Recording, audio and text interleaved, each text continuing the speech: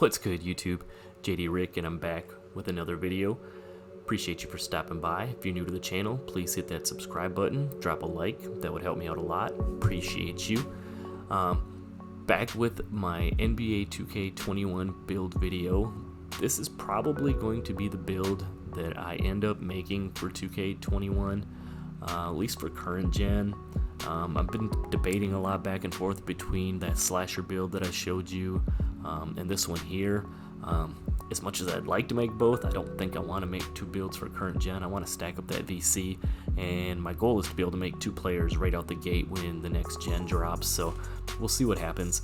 But on this build, what we're going to do is we're going to make it a point guard, and we're going to go with the red and green, the same pie chart from last year pie chart, with the Hall of Fame shooting and the Hall of Fame defense.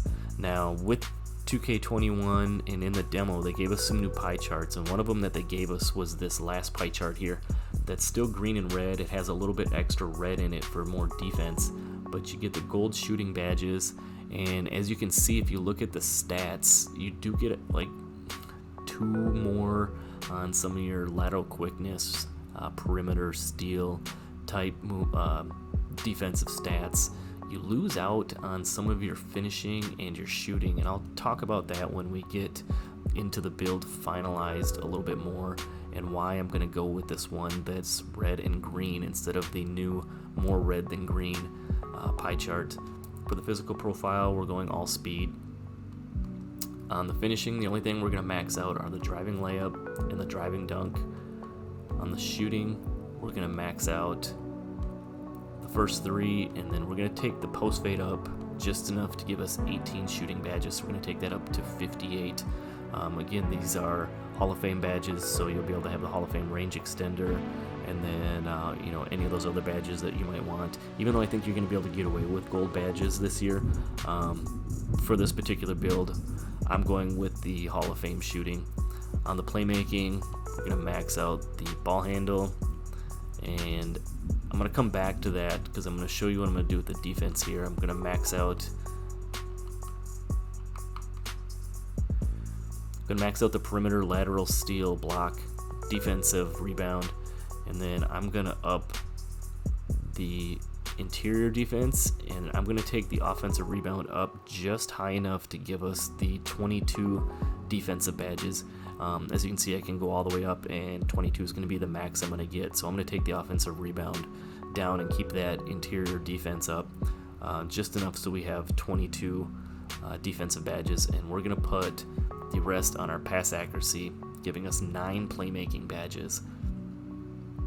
So the badge layout here will be 1 finishing, which this build doesn't get contact dunks, so we're still going to have decent finishing on it, good driving layup, good driving dunk.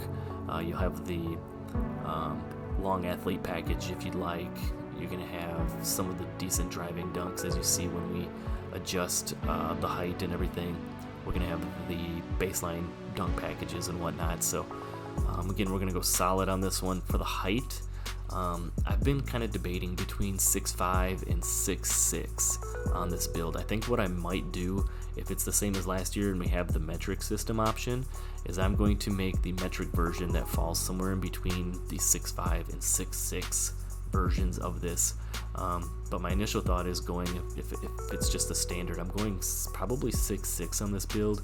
When I'm going to drop the weight down all the way, and then I'm going to back it up just enough. Actually, I'm not going to back it up at all because the speed will lose 1 if you go up any higher.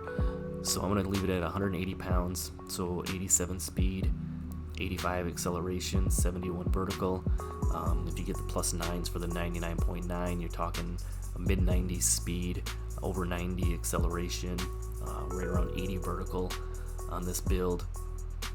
And then for the wingspan, again, kind of debating on this one between max arms and 1 tick in.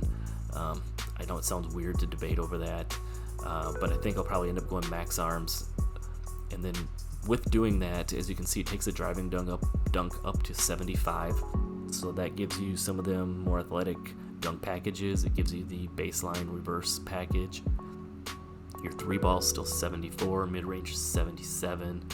You get a 71 ball handle right out the gate, so you get pro dribbles on this, even though it's the shooting and defense. And then look at the defensive stats: 85 perimeter, 85 lateral, 90 steal, 78 defensive rebound, 68 block. On a point guard, you know, if you add 4, add 5 to some of these, you're gonna have some pretty good defensive stats on this build.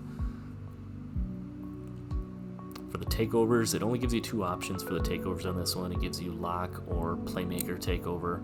I mean, you could go either route depending on how you want to use this build. If you want to handle the ball a little bit, again, you have 9 playmaking badges and you have pro dribbles, and you want to get a little bit glitchy with it, you could drop some people using the play take. But for me, and on this particular build, probably going to be kind of an on-ball build. During my career, you're going to be playing point guard. You know, you can be the primary on-ball defender. So I'm going to go lock takeover on this one.